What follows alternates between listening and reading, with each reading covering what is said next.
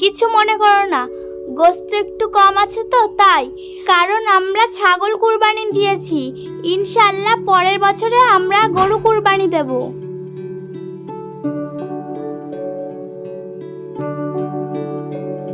আমরা যারা ছাগল কুরবানি দিই, আমরা অনেকেই ভেবে থাকি